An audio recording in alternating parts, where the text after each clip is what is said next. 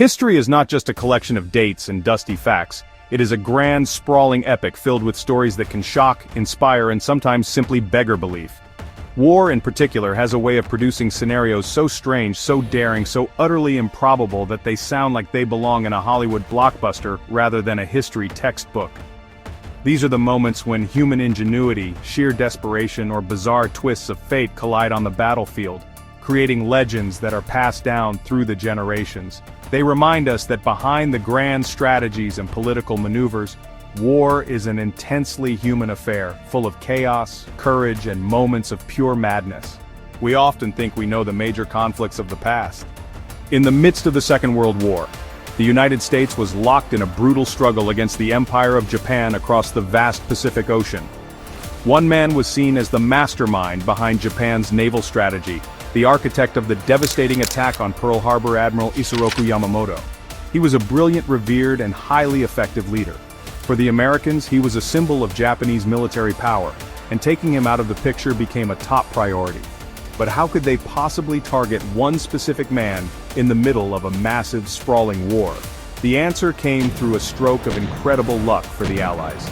American codebreakers, working tirelessly in secret, intercepted and deciphered a coded Japanese message.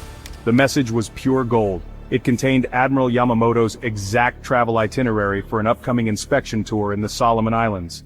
It detailed his flight path, the type of aircraft he would be in, and his precise arrival times. This was an unprecedented opportunity. The U.S. leadership, including President Franklin D. Roosevelt himself, authorized a daring and highly risky mission. The objective was simple but incredibly difficult. Intercept Yamamoto's plane and shoot it down.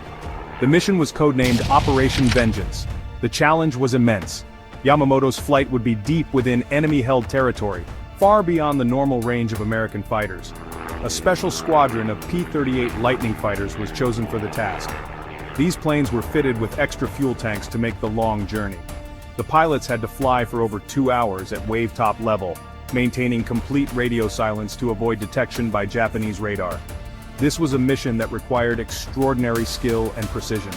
A single mistake, a slight deviation in navigation, or an unexpected patrol would mean failure and almost certain death for the pilots involved. On the morning of April 18, 1943, the plan was put into action. The American pilots flew hundreds of miles, a nerve-wracking journey over the open ocean. Incredibly, they arrived at the designated intercept point at the exact right moment. Just as the intelligence had predicted, Yamamoto's bomber, escorted by 6 Zero fighters, appeared in the sky. A furious dogfight erupted. The American P-38S engaged the escorts while a few focused on the primary target. Captain Thomas Lanphier Jr. and Lieutenant Rex T. Barber were credited with shooting down the bomber, which crashed into the dense jungle below. Operation Vengeance was a stunning success, a long-range assassination that dealt a massive blow to Japanese morale. The USS Tang was one of the most successful American submarines of World War II. Under the command of the legendary Richard O'Kane, it had a fearsome reputation for aggressive, effective tactics. The crew was highly skilled. They had sunk dozens of enemy ships. In October 1944, the Tang was on its 5th and final war patrol, in the Formosa Strait, a dangerous, convoy-filled waterway. On the night of October 24th, they found a large, heavily protected Japanese convoy. O'Kane launched a series of daring surface attacks. He maneuvered the submarine into the middle of the enemy formation.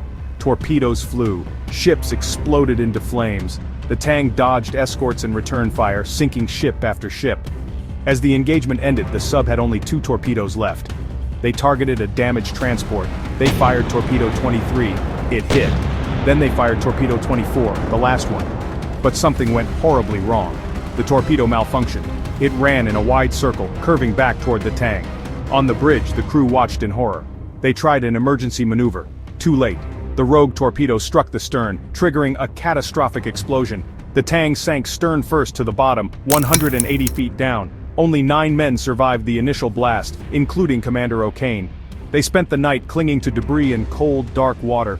The next morning, a Japanese patrol boat rescued them, one from the convoy they'd attacked. The survivors became prisoners of war. A tragic, ironic end for a decorated submarine destroyed by its own final shot. In the tense atmosphere of the Cold War, the Korean Demilitarized Zone was, honestly, one of the most dangerous places on Earth. It was this thin strip of land separating North and South Korea, absolutely bristling with soldiers, landmines, and a whole lot of paranoia. Here, the United States and South Korea stood face to face with the forces of North Korea and their allies.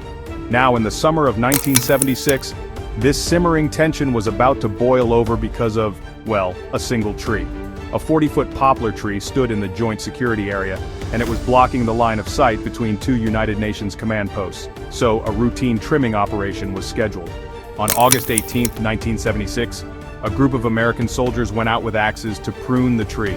They were escorted by their security force, including U.S. Army Captain Arthur Boniface. Shortly after they began working, a group of North Korean soldiers, led by a senior lieutenant, arrived and demanded they stop. The North Koreans claimed the tree had been planted by their supreme leader, Kim Il-sung, and could not be touched. When Captain Boniface ignored their demands and ordered his men to continue, the situation escalated with terrifying speed. The North Korean lieutenant shouted, "Kill the bastards!" And his soldiers attacked the unarmed work party with the axes they had been using. The result was a brutal and bloody ambush. Captain Boniface and another American officer, First Lieutenant Mark Barrett, were killed in the savage attack. Several South Korean and American soldiers were wounded. The incident, which became known as the Axe Murder Incident, sent shockwaves around the world. The United States was outraged. In the 1st century AD, the province of Judea was a rebellious and troublesome part of the mighty Roman Empire. Tensions between the Jewish population and their Roman occupiers had been simmering for decades, fueled by religious differences, heavy taxation, and honestly, some pretty brutal governance. In AD 66, this tension erupted into a full-scale rebellion. The Jewish rebels managed to drive the Romans out of Jerusalem, a stunning and unexpected victory. But the Romans were not an empire to take such an insult lightly. The Emperor Nero dispatched one of his best generals, Vespasian, with a massive army to crush the revolt once and for all. After a methodical campaign across the region, the final showdown came in AD 70 at the walls of Jerusalem. By this time, Vespasian had become emperor, and he left his son, Titus, to command the legions. Jerusalem was a formidable fortress, protected by massive walls and filled with zealous defenders. However, the city was also dangerously divided. Rival factions of Jewish rebels fought against each other in the streets, even as the Roman army surrounded them. This internal conflict was a disaster, as they destroyed food supplies that would have been vital for withstanding a long siege, dooming the city's inhabitants to starvation. The siege that followed was one of the most horrific and brutal in all of ancient history. The Roman legions, masters of siege warfare, built enormous siege towers, battering rams and catapults to assault the city's defenses. The defenders fought back with incredible ferocity, launching daring raids and setting Roman siege engines on fire. But inside the city walls, the situation became a living nightmare.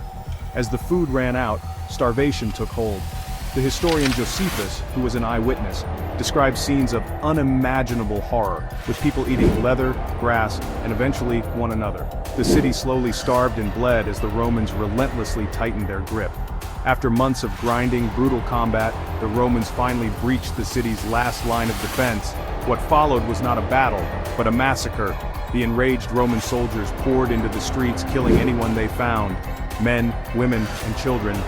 The magnificent Second Temple, the holiest site in Judaism, was looted and burned to the ground. A catastrophic event that is still mourned to this day. The city was systematically destroyed, and it is estimated that over 1 million people perished during the siege from violence, famine, and disease. The Siege of Jerusalem stands as a terrifying example of total war in the ancient world, a story of fanaticism, division, and the absolute ruthlessness of Roman military power. In late June 1976, an Air France flight from Tel Aviv to Paris was hijacked by PFLP terrorists. The hijackers forced the plane with 248 passengers to Entebbe, Uganda. The Ugandan dictator, Idi Amin, welcomed the hijackers. The terrorists demanded the release of dozens of militants. They separated Israeli and Jewish passengers and released non-Jewish hostages. About 100 hostages remained. For Israel, it was a nightmare. The hostages were over 2,500 miles away. Negotiation was not an option. A military raid seemed impossible. Behind the scenes, the IDF began planning a rescue. The plan, codenamed Operation Thunderbolt, was conceived. fly 4 C-130S across Africa land at Entebbe, storm the terminal, and fly the hostages home. The plan relied on deception, a black Mercedes to impersonate Amin. Sayeret Matkal commandos, trained on a replica of Entebbe's terminal built in Israel. They memorized every door, every hallway, every possible angle of attack. The mission was approved despite huge risks. On July 4, 1976, the planes landed at Entebbe at night. The Mercedes rolled out but was stopped by sentries. A firefight erupted sooner than planned. Commandos stormed the terminal shouting, "Get down! We are Israeli soldiers!" In minutes they killed all the hijackers and a number of Ugandan soldiers. Tragically, 3 hostages were killed in the crossfire. The ground commander, Yonatan Netanyahu, was the only Israeli commando killed. The rescued hostages were rushed onto the planes and within an hour they were airborne, returning to jubilant Israel. Deep in southern Angola, the small town of Quito-Quanavale seems honestly like an unlikely place for one of the most significant battles of the late Cold War. Yet, from 1987 to 1988, this remote location became the focal point of a massive and brutal conflict. It was a proxy war, a clash of global ideologies played out on African soil. Angolan government forces, thousands of Cuban troops, Soviet advisors, advanced military hardware, UNITA rebels, apartheid South Africa, South African Defense Force. FAPLA launched a major offensive to capture UNITA's main base. South Africa intervened decisively, pushing Angolan and Cuban forces back toward Quito-Quanavale. A long and grueling siege followed. SADF long-range artillery, including the G5 howitzer, bombarded the town. The land became cratered and desolate, Africa's Verdun. Air battles, MiG-23S Mirage F-1S on the ground, tanks, armored vehicles, dug-in infantry fought over every inch of territory. Cubans, commanded by Fidel Castro in Havana, shored up defenses.